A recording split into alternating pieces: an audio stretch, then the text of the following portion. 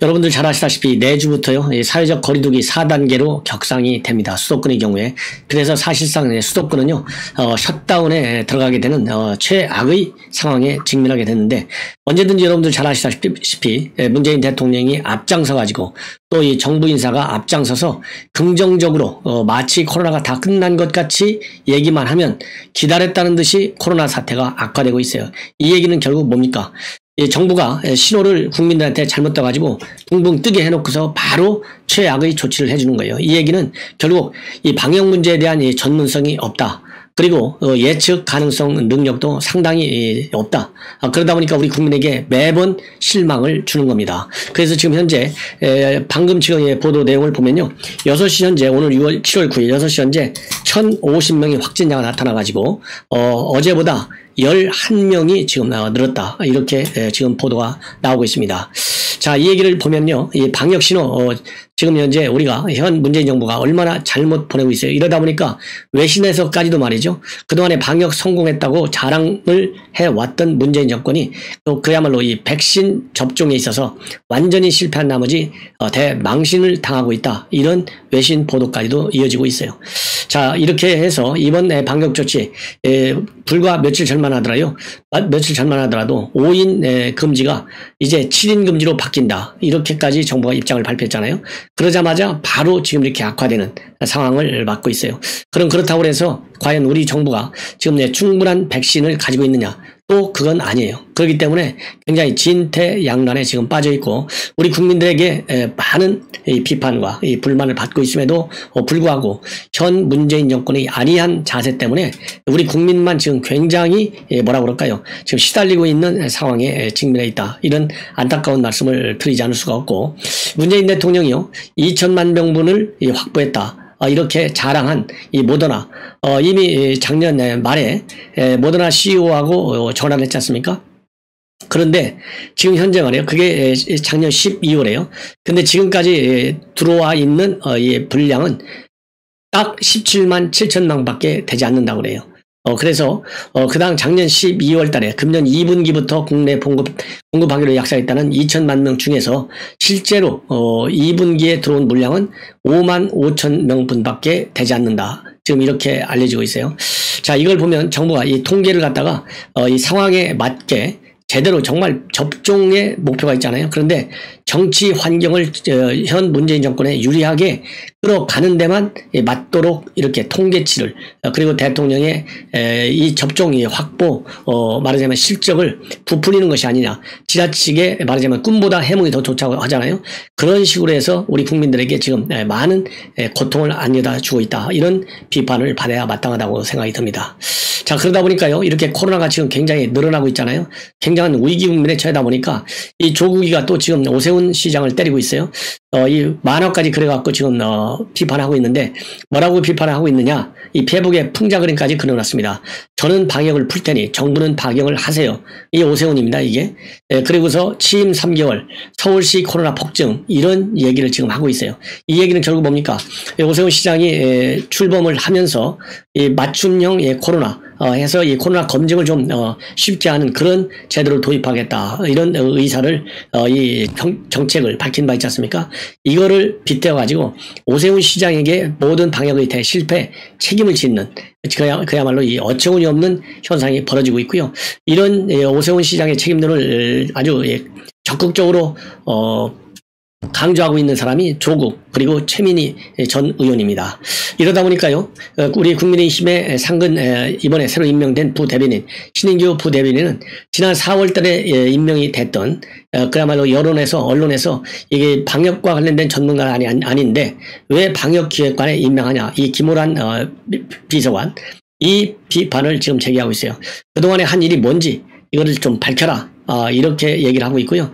최근에 민노총 행사 8,000명 여기에 미온적으로 대처를 해놓고 작년 광복절제는 강하게 대처했는데 도대체 무엇 때문에 그렇게 차별적 이 조치를 했느냐. 그래서 애당초부터 전문성이 부족하고 정치적인 편향성이 가진 인사 이런 것 때문에 이 방역 대책의 신뢰와 일관성을 갖기 어렵다. 이렇게 비판했는데 역시 비판한 대로 지금 문제가 심각해지고 있다는 그런 지적을 하고 있습니다. 그리고 말이죠. 지금 또 하나, 이 조국, 정말 이런 사람, SNS를 하기 위해서 태어난 사람 같아요. 여러분들이 생각해봐도 이런 조국 같은 사람이 대한민국에 또 어디 있나 싶고, 앞으로 이런 사람이 어디서 나타날까 봐서 걱정되지 않습니까? 기가 막히잖아요. 그런데 조국, 무슨 문제가 있어요? 아들, 딸 전부 지금 부정입학 의혹으로 합격이 취소되는 것은 제가 보기에는 시간 문제인 것 같아요. 그런데 조민의 경우에는요, 부산 의전원 다닐 때 장학금을 받은 것이 논란이 돼가지고 오늘 재판이 또 열렸어요. 그래서 오늘 재판에서 검찰이 주장한 내용을 보면 얼마나 기가 막히냐. 그래서 이거를 뇌물로 보고 있고 지금 조국 딸한테 준 장학금은 특혜다. 이렇게 검찰이 주장하고 있는데요. 그거는 어디에서 나오느냐. 조국하고 조국 딸이 주고받은 문자에서 나오고 있고요. 그 다음에 장학금을 준 사람이 부산의료원장 노환중이거든요. 노환중 의료원장이 그 담당 교수들, 즉 조민을 가리킨 교수들에게 문자를 통해서 그야말로 성적이 어떻게 잘 나왔느냐 안 나왔냐, 유급을 좀 피해야 되는데 어떻게 됐느냐, 이런 이 관심 표명을 했어요. 그러다 보니까 이런 문자와 연락을 받은 담당 교수가 굉장히 뭐라고 그럴까요? 이 청탁성으로 느낄 수밖에 없고, 그래서 많이 불편을 겪었다. 이런 거를 검찰이 전부 다 진술을 받았어요. 그리고 특히 조국이 자기 딸한테 문자를 보낸 걸 보면 너 시험 많이 망했니? 이렇게 물으니까요. 조국 딸은 항상 망했어. 이렇게 답장을 하는 거예요. 이 얘기는 결국 뭡니까? 성적이 안 되는데 장학금을 줬다는 얘기밖에 더 돼요. 그러니까 이 노한중 교수는 조국 딸한테 이 장학금 받는 거 다른 사람들한테 말하지 말라. 이렇게까지 보안을 당부했어요. 이 얘기는 결국 뭡니까? 장학금을 받는다는 거 얘기하지 말라는 얘기는 거기에 비리가 있기 때문에 당연히 그런 거 아니에요? 그리고 아까도 말씀드렸지만 조국 딸 부녀지간에 나는 문자를 보면 성적이 항상 망했다. 다 나와 있지 않습니까? 그럼 어느 정도나 망했느냐? 장학금을 받으려면요, 최소 기준이 2.5점인데 조국 딸의 경우에는 2.31점을 받은 밖에 되지 않고요. 세 과목이나 재시험을 치러서 유급을 면하는 상황에까지 도달했어요. 이런 정황만 보더라도 이 장학금은 비합리적으로 그야말로 불공정하게 지급됐다. 이렇게 결론을 내릴 수밖에 없고, 그래서 검찰에서는 6학기 동안 받은 장학금 중에서 민정수석에 취임한 이후 받은 이 세 학기의 장학금 600만 원을 뇌물로 보고 있는 것입니다. 자, 그래서요, 제가 보기에는 조국도 오늘 법정에 출석하기 전에 기자들한테 딸이 장학금을 받는 과정에 어떠한 관여도 하지 않았다. 검찰이 표적 수사를 한 잘못이다. 그야말로 이 본인을 뇌물사범으로 찍기 위해서 이러한 기소를 했다. 그리고 이러한 검찰의 행태에 대해서는 가슴 깊은 곳에서 분노가 칩니다. 그랬는데요. 조국 가슴의 분노는 우리가 알 바 아니고 우리 대한민국 국민의 가슴에 분노를 느끼게 했고, 그야말로 이 아빠 찬스, 엄마 찬스를 못 받은 2030 세대들의 분노가 지금 지난 서울시장 선거에서 그대로 나타나고 있고요. 이것이 바로 윤석열 총장을 비롯한 야권의 지지로 연결되고 있고, 그러다 보니까 국민의힘이 사상 최대의 이 한국갤럽 기준으로 보면요, 최고의 지지율을 지금 확보하고 있는 거예요. 이런 큰 말하자면 이 흐름을 과연 조국은 그 좋은 머리, 그야말로 말도 안 되게 비판하는 그 좋은 머리를 가지고 제대로 좋은 머리를 좀 써봐라. 이렇게 저는 아주 단단하게 지적을 그리고 비판을 하지 않을 수가 없습니다. 자, 이제는 대법원으로 좀 넘어가겠습니다. 이제 김경수 도지사의 정치적인 운명도 21일 날 결정이 됩니다. 그래서 21일이면요, 이제 얼마 안 남았잖아요. 그래서 미리 제가 한번 판단을 해서 여러분들께 보도해 드리려고 합니다. 먼저 이 판단을 하려면요, 김경수 지사 드루킹 사건 때문에 걸려 들어가지고 지금 재판을 받고 있다. 이거야 뭐 우리 국민 여러분들 다 아시지 않습니까? 자, 그러면은 어떤 의혹이고 1, 2심에서 어떤 이 판결을 받았고, 더 중요한 것은 대법원의 판단을 내리는 재판관, 대법관이 누구냐, 이런 세 가지 사항을 점검해 보면요, 결론이 대충 나와요. 다만 문제는 뭐냐, 김명수가 대법원장이 나가는 것이 큰 변수예요. 김명수. 아무리 지금 전원 합의부가 아닌 아닌 재판이 지금 말하자면 전원 합의부를 해서 하지 않고 제3부에서 하는 걸로 그렇게 딱 결정이 되어 있어요.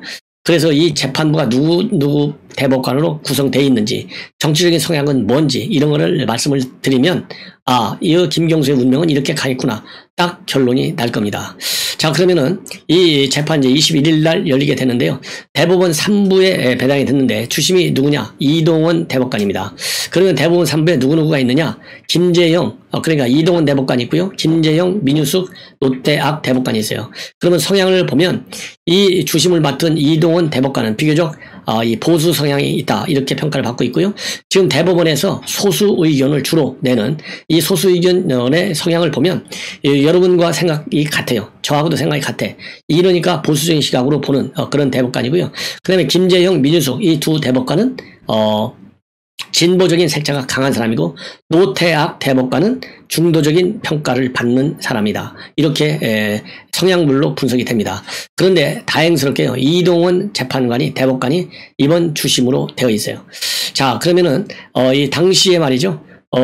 지금 1, 2심 할 때 어떤 판결을 받았는지 또 이제 보시면 알 겁니다. 그러니까 이동원 대법관이 보수적인 성향의 판결을 했고 대법원에서도 이 소수 의견을 꼭 낸 사람이에요. 그럼 어떤 소수 의견이냐? 그래서 이제 미스터 소수 의견 이런 평가도 받는 것으로 그렇게 지금 알려지고 있는데요. 예를 들어서 박근혜 전 대통령의 국정농단 사건, 그다음에 전교조 법외 노조 사건, 이재명 지사의 공직선거법 위반 사건, 그다음에 백년정쟁 다큐멘터리 사건 이런 데서 전부 소수 의견을 냈어요. 그리고 박 대통령 사건에서요. 삼성그룹이 최순실한테 제공한 3마리 이거는 뇌물로 볼 수 없다. 이런 또 이 판결도 냈습니다. 그리고 이재명 지사 강제 입원과 관련해서 불리한 말을 숨기고 유리한 말만 덧붙인 하나의 허위 사실이다. 이런 또 이 판결을 냈습니다. 그리고 전교조 법외 노조와 관련해서는 법 체계를 무시하는 판결이다. 이런 소수 의견을 냈습니다.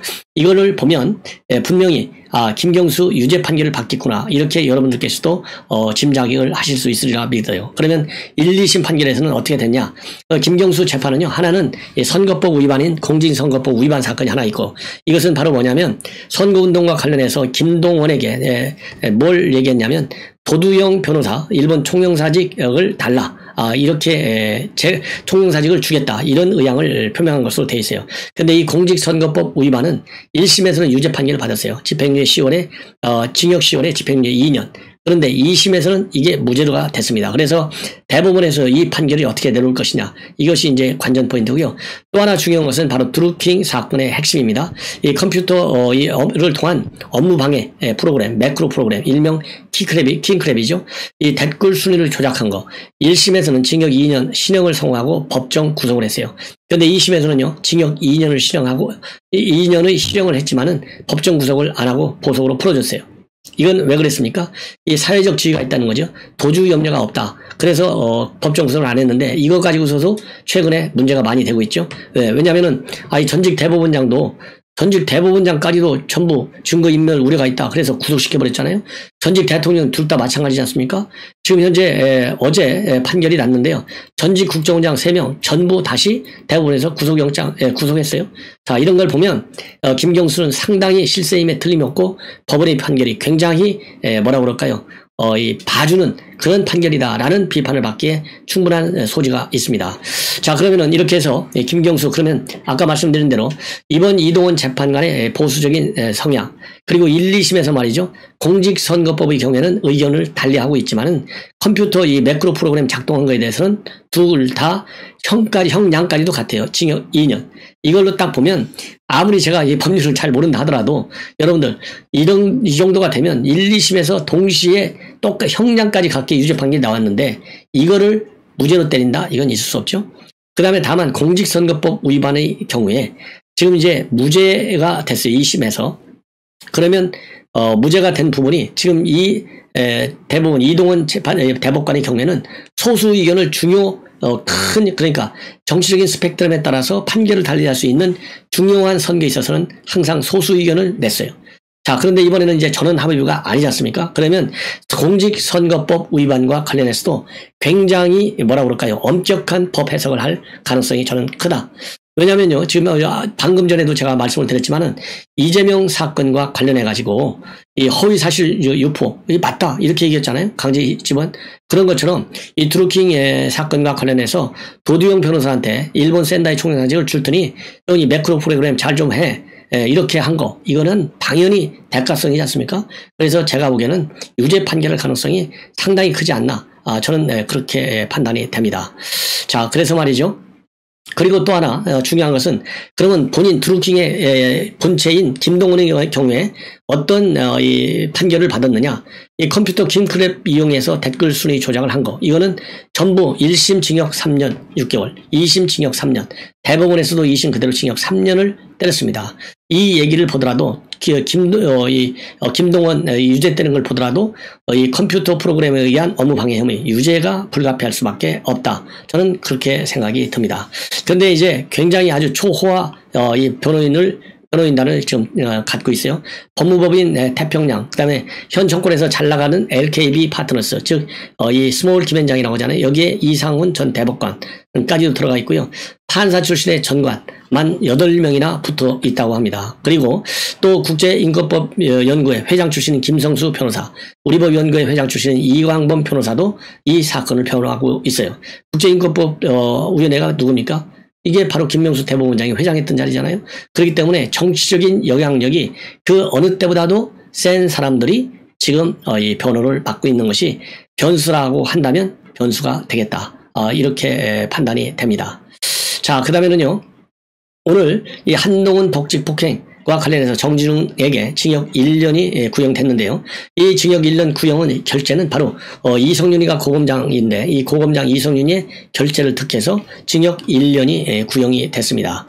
그래서 이제는 과연 최종적으로 이제 판결이 어떻게 내릴 것인가가 이제 달려 있는데요. 이러한 상황에서 박병근 장관이 지금 현재 사실상 제가 보기에는요, 윤석열 총장에 대한 감찰권 행사나 마찬가지다. 이렇게 해석할 수 있는 조치가 나왔어요. 뭐냐면은 이번에요, 이 수산업자한테 선물을 받은 2, 3천만 원 정도의 금품을 받은 의혹을 받고 있는 검사. 이 검사가 바로 누굽니까? 박영수 특검팀에서 일을 했고, 박영수 특검이 이 수산업자한테 소개를 해준 것으로 그렇게 지금 알려지고 있지 않습니까? 그러다 보니까 아직도 검찰에 스폰서 문화가 좀 남아있다. 특히 이 스폰서 문화가 뭐냐? 이 특수부에 좀 남아있는 것 아니냐. 이런 얘기를 하면서 여기에 관해서 이 감찰을 좀 하라. 그래, 이 담당 검사에 대해서 감찰을 하라는 거예요. 이런 지시를 내렸어요. 그래서 제가 보기에는요, 이 지시는 사실상 이 박영수 특검 밑에 있었던 검사고, 박영수 특검이 이 검사를 수산업자한테 소개를 해줬지만은요, 여기 박영수 특검하면 누가 있습니까? 바로 윤석열 총장이 특검에서 수사팀장을 했지 않습니까? 그렇기 때문에 이게 박영수 특검 밑에 윤석열, 그리고 그 밑에 검사, 이 삼각관계에서 어떤 문제가 있었는지 이거 캐라는 것밖에 더 되겠어요. 그래서 사실상은 윤석열 총장을 겨냥한 것이나 마찬가지가 아니겠느냐라는 그런 판단과 추론이 가능한 것이고요. 그리고 윤석열 총장도 특수통으로 되어 있지 않습니까? 그래서 이번 감찰의 범위가 굉장히 광범해질 수도 있고, 광범해질 수도 있다. 이런 지금 이 비판이 나오고 있고요. 그러다 보니까 현 정부 들어서서 이 특수를 겨냥한 이 스폰서 감찰까지 이렇게 예고가 된 상황이지 않습니까? 그런데 본래 현 정권에서는요, 이 공안 파트를 많이 줄이고 형사부, 그다음에 공판부를 굉장히 좀 중시했었어요. 그런데 이러는 상황에서 직접 수사를 대폭 축소했지 않습니까? 직접 수사를 축소하면 그 영향이 제일 세게 가는 데가 바로 특수부예요. 이런 특수부 그러지 않아도 이제 의기소침해 있는데 스폰서 감찰까지 지금 이제 박범계가 칼자루를 휘두르니까 그야말로 이 특수부 검사들의 지금 분위기가 굉장히 좋지 않다. 이런 보도들이 지금 나오고 있습니다. 자, 마지막으로요, 이 최영섭 대령이죠. 바로 최재형 감사원장의 부친이 돌아가셨는데, 부친이 남긴 육필 유언장을 오늘 유족 측에서 공개를 했습니다. 이 육필 유언장 어떻게 되어 있냐면요, 대한민국을 그러니까 이 최영섭 대령이 작고하기 직전 지난 8일 날 정치 입문을 앞둔 최재형 감사원장한테 남긴 마지막 유필이라고 합니다. 그래서 이 조선일보가 이 유필 유언장을 입수했어요. 그래서 이 최영섭 대령은 하얀 종이에다가 펜으로 대한민국을 밝혀라. 재신이 지도하에, 재신은 큰아들 이름입니다. 재신이 지도하에 인화로 뭉쳐라. 인화. 인화가 뭔지 아시죠? 여러분들 뭐 서로 화합하라는 거 아니에요? 그 다음에 기행복, 그러니까 행복을 기원한다 이렇게 썼고요. 날짜와 자신의 이름 최영섭을 쓰고 맨 마지막 줄에 대한민국 해군 만세라고 이렇게 적으면서 유서를 마친 것으로 그렇게 되어 있는데요. 그러니까 아버지께서 돌아가시기 전에 마지막으로 써주신 그런 글씨고, 대한민국을 박해라 이것이 이제 지금 방금 말씀드린 대로 육필로 쓴 것이고요. 육성으로는 소신껏 하라 이렇게 말씀하셨고, 정치 참여에 대해서는 신중하게 선택하라 이렇게 말씀을 남긴 것으로 되어 있습니다. 그리고 또 감사원장이 되기 하루 전에 말이죠, 이 사자성어로 된 이 글을 또 써주었다고 합니다. 뭐라고 써졌냐면 단기 출진, 불면고전, 천우신조, 탕정구구 이런 글씨를 써줬는데요. 이 단기 출진, 불면고전이라고 하는 것은 홀로 진치를 박차고 나가니, 단신으로 출진, 즉 진치를 박차고 나가니까 불면고전, 즉 고전을 면치 못하는 상황이 올 수 있다. 천우신조, 탕정구구, 그럴 때는 천우신조, 하늘의 도움을 구하면 탕정구국, 즉 나라를 안정시키고 구할 수 있다. 이런 말을 써줬어요. 그러다 보니까 최재형 감사원장 지금 이제 그야말로 이제 부친을 잃었지 않습니까? 그러다 보니까 아버지가 써주신 이런 글들, 그리고 이 말씀들이 본인의 현재의 심경을 그대로 말하자면 대입하면 된다. 이 정도로 느끼고 있다. 그러면서 이 최재형 감사원장의 이런 말씀을 더욱 강력하게 그야말로 대선 출마를 통해서 다루어 나가겠다. 이런 의지를 표명한 것으로 저는 해석하고 싶습니다. 그러니까 이 상중에도요, 이러한 중요한 육필 메시지를 언론에 공개한 거 아니겠어요?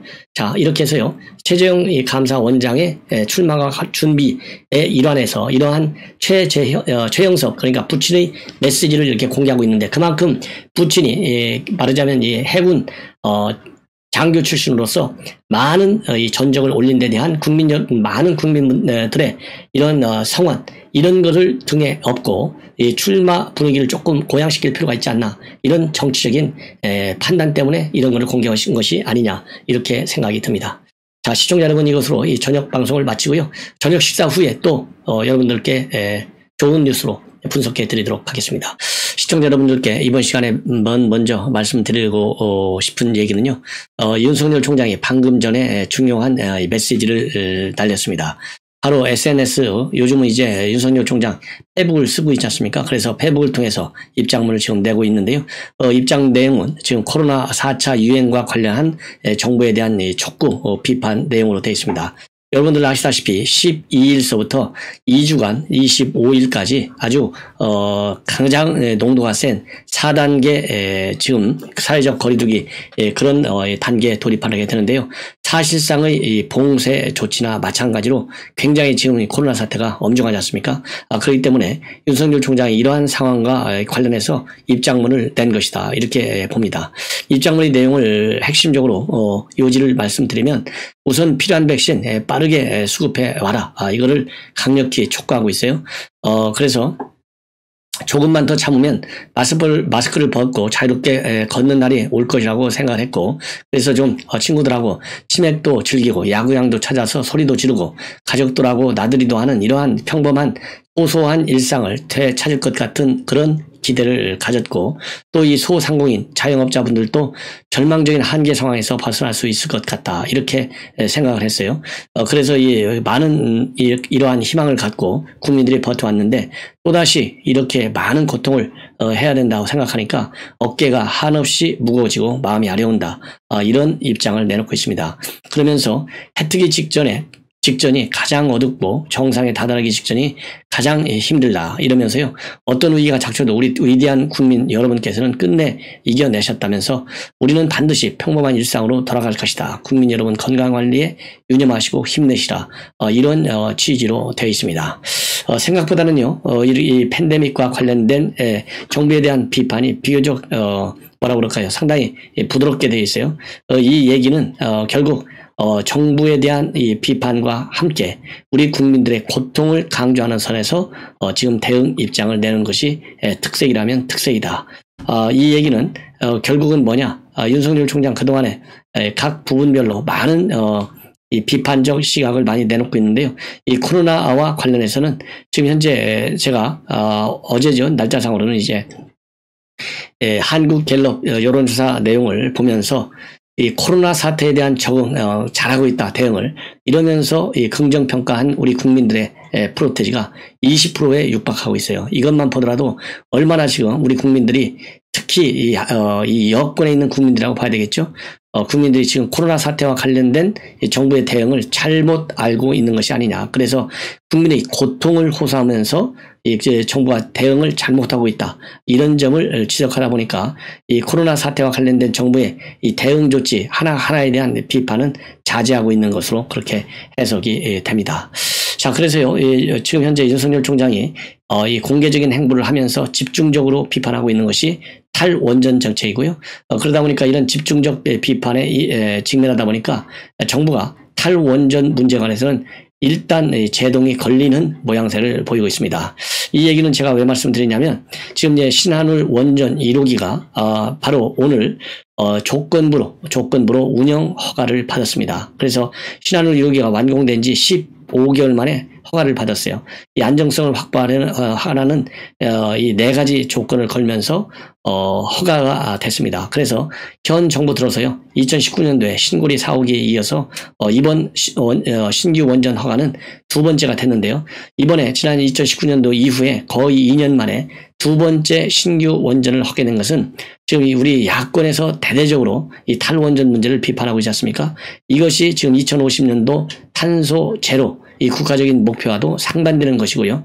또 이 국제적으로도 이미 지금 원전 문제, 탄소 중립과 관련해서 굉장히 활발하게 그리고 바이든 행정부가 이 소형 원자로 해외에 한미가 공동으로 진출하자 이런 또 이 합의 문안까지 지난 5월달 정상회담에서 이루어진 바 있어요. 그래서 이러한 국내적 이 추세를 반영해서 신한울 1호기가 다시 이제 허가 신한울 1호기가 조건부지만은 다시 운영 허가를 받게 됐다. 그래서 윤석열 총장의 비판도 이러한 신한울 1호기 조건부 운영 허가에 상당히 기여하지 않았나 이런 생각이 들고요. 이번에 이렇게 코로나와 관련된 국민들의 고통, 일상생활로 돌아올 수 있게끔 정부가 이 나름대로의 노력, 그야말로 실효성 있는 노력을 더 강화하는 데 기여하게 될 수 있으리라고 판단이 됩니다. 그리고 또 오늘 있었던 여러 가지 윤석열 총장과 관련된 이야기 중에서요. 가장 중요한 것 중에 하나가 바로 윤석열 총장 부인 논문의 이 표절성이에요. 이것을 지금 여권이 대대적으로 꺼내고 나와 있지 않습니까? 공세를 취하고 있는데 그래서 오늘 윤석열 총장도 입장문을 내고 여당의 여권의 인사들 집중적으로 문제 제기를 하고 있습니다. 그래서 여권에서 지금 현재 이런 논문 표절과 관련된 문제 이재명, 정세균, 추미애 이 3명을 윤석열 총장이 직접 뭐라 그럴까요? 비판하고 나섰어요. 그래서 이 3명과 관련된 내용을 여러분들께 자세하게 좀 소개를 해 드립니다. 먼저요, 이재명, 정세균, 추미애로 되어 있는데요. 이 정세균 전 총리의 경우에는 지난 2004년도에 경희대에서 박사 논문을 받았어요. 그런데 그 중에 이론적 배경에 해당되는 8쪽 분량의 내용 대부분이 접속사와 마무리 부분을 제외하고는 1991년도에 만들어진 다른 논문과 거의 같다. 이것이 지난 2012년도에 학술단체 협의회에서 검증한 내용입니다. 바로 이렇게 표절 내용이 많다는 것이죠. 그리고 지난 인사청문회에서도요, 지난해 이 부분이 또 문제가 됐습니다. 당시에 정세균 총리는 뭐라고 해명을 했냐면요. 2004년에 논문이 통과됐고 2007년에 연구윤리 기준이 강화됐다는 겁니다. 그래서 나중에 그러니까 연구윤리 기준이 강화됐기 때문에 이 당시 논문이 통과된 이 3년 전에는 그런 문제가 별로 문제시되지 않았기 때문에 그렇게 했는데 그렇게 좀 표절 인용이 됐다. 그래서 본인이 좀 부족한 점은 있을 수 있겠지만은 그걸 갖다가 표절이라고 인정하라 강요하는 것은 적절하지 않다. 이렇게 의혹을 부인했는데요. 참 뻔뻔스러운 이 부인인 것 같습니다. 그 다음에 이재명 지사는요, 2005년도 12월에 이 경원대, 지금은 이제 가천대로 이름이 바뀌었지 않습니까? 그 행정대학원에서 석사 논문을, 석사학위 논문을 발표했어요. 근데 그 중에 76페이지 중에서 총 본문이 76페이지인데요. 그중에 40여 페이지에서 표절 혐의가 발견됐다. 이렇게 비판을 지금 받고 있었습니다. 그 당시에 이재명 지사는 뭐라고 해명했냐면요. 표절은 아니다. 정치적 동기로 인한 불필요한 논란에 휩싸이고 싶지 않다. 그러면서 석사 학위를 자진 반납한 바 있습니다. 그래서 이후에 가천대학은요, 학칙 개정안 5년 시효가 지났다. 그래서 논문 표절 심사를 진행하지 않고 종결된 바 있습니다. 그리고 추미애는요, 지난 2003년도에 재선 의원 시절 때 연세대학교에서 경제학 석사 논문이 표절됐다. 이런 의혹이 제기된 바 있어요. 그래서 논문 내용 일부를 출처 표기 없이 인용한 것으로 나타났기 때문에 그런 비판을 받았는데요. 여기에 관해서 추미애 장관 측에서는 2003년도에는 연구윤리 확보를 위한 지침 등 학계에서 논문 작성 기준이 정비되기 이전이다. 그러니까 아까 앞에서 말씀드린 대로 2007년도에 연구윤리 기준이 강화됐거든요. 그러니까 그 전에 만들었기 때문에 아무 문제가 없다는 것이죠. 이거 역시 추미애 나온 참 뻔뻔스러운 현상이 아닌가. 이런 생각이 듭니다. 그래서 이 3명의 여권 인사들에 대한 표절 의혹 반드시 해명하라. 그리고 거기에 대해서 상응하는 책임을 져라. 이런 윤석열 총장의 비판과 그리고 공세는 상당한 설득력과 그리고 합리적 타당성을 가지고 있다. 이렇게 보여집니다. 그리고요, 지금 현재 이 문재인 대통령 K방역 넘버원 얼마나 자랑을 많이 했습니까? 최근에 이르러서도요, 이 코로나 이 방역이 굉장히 잘 되고 있다 이런 걸 강조하기 위해서 G7 정상회의에서 주요국 정상들이 손가락으로 가리켜 있는 이런 사진을 박수현 청와대 소통수석은 제시하면서 각국 정상들이 한국이 방역 세계 1등이다 이런 장면이다라고 부연 설명까지 해줬고요. 그리고 이 K 방역에 관해서 대통령이 국민을 대신해서 찬사를 받은 데 대해서 자신감과 자부감을 갖는다. 이렇게 밝힌 것이요. 지난달 18일입니다. 예. 그런데 G7 회의가 끝나고도 일주일 이상 계속해서 청와대에서는요, K방역 성과를 홍보하고, 나선 바 있습니다. 그리고 또, 이 K방역뿐만 아니라요, 경기 회복에 대해서도 굉장한 자신감을 갖고 있고, 또 이 하반기부터는 집단 면역과 일상 복귀 속에서 경제도 더 빠르고, 또 이 포용적인 회복과 도약을, 이뤄낼 수 있다. 그렇게 홍보를 했어요. 그러면서, 방역과 접종 상황을 살피면서 소비 쿠폰, 또 코리아 세일 페스타와 같은 이미 계획된 방안들과 함께 추경을 통한 전방위적인 내수 보강 대책을 추진하기 바란다. 이런 식으로 또 문재인 대통령이 지난달 29일 확대 경제 장관회의에서 지시했습니다. 자, 이렇게까지 지금 청와대와 그리고 특히 문재인 대통령이 중심이 돼가지고요, 이 방역 잘 되고 있다 자랑을 하고 있고, 그리고 이 포용적인 회복 아주 잘 되고 있다, 도약할 수 있다, 이렇게까지 홍보한 것이 바로 한 달 전에 불과합니다. 그런데 바로 한 달 앞을 못 내다본 바로 이 문재인 정권의 이 무능을 바로 이 대목에서 여러분들이 다 아실 수 있는 거예요. 그래서 지금 안철수 국민의힘 대표 같은 경우에는요, 국민의당 대표는 방역관리 기준과 지침의 적용, 권력의 집행에는 누구도 예외가 될 수 없는데, 이 민노총 지난번 집회는 여러분들 8,000명이나 했지 않습니까? 그래서 4차 대유행이 더욱 심각해진다면 정부와 민노총은 책임을 져라, 이렇게 비판하고 있고, 또 이 원희룡 지사도 마찬가지입니다. 이 민노총 집회 방치해 놓고 2030 젊은 세대에 뒤집어 씌우는 행태, 이거는 두고두고 기억이 될 것이다. 그래서 방역에 있어서도 선택적 정의, 선택적 내로남불이라는 비판을 면할 수 없을 것이다. 이런 지금 입장을 내놓고 있습니다. 그리고 김기현 원내대표도요, 문 대통령이 지난 10월 달에 방역 상황이 서서히 안정되고 있다고 했지만은 이틀 뒤에 3차 대유행이 시작된 바 있고요. 지난해 12월에는 긴 터널의 끝이 보인다 했지만은 확진자 수가 1,000명대로 늘고 4일 뒤에 비상 상황이라고 말을 바꾼 바 있다. 이런 모순을 지적하고 있어요. 그러면서 무능한 문정권에 있다는 상황 오판으로 국민의 일상생활 회복이 굉장히 불투명해지고 있다. 이런 비판을 내놨습니다. 이러한 야권 인사들의 그야말로 이 정부 여당의 무능력한 이 방역 대책, 이런 것들도 윤석열 총장이 비판한 것과 맥락을 같이